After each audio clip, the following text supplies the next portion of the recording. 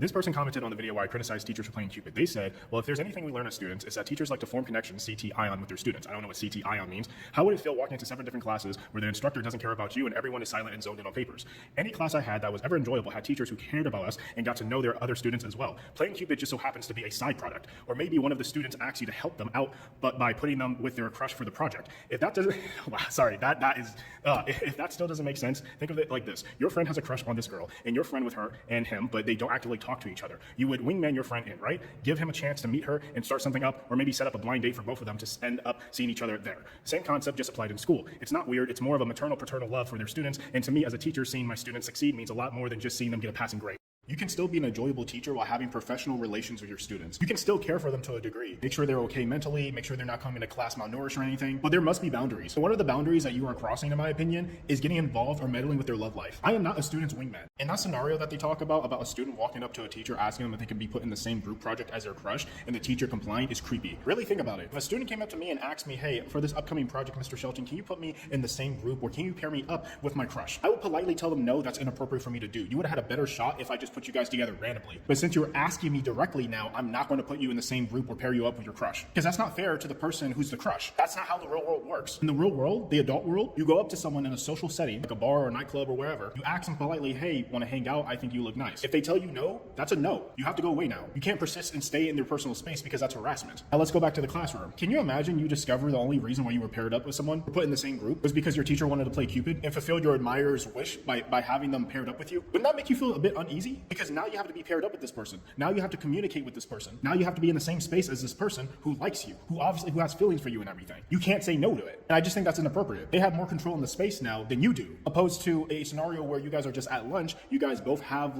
equal amount of space and power, and the person comes up to you and you can either reject them or accept them. They have to go away after that if you reject them. I don't know. Am I thinking too much into it or tripping? I just don't like boundaries being crossed like that. People's personal space. That's just a creepy ass scenario. I'm sorry, dude.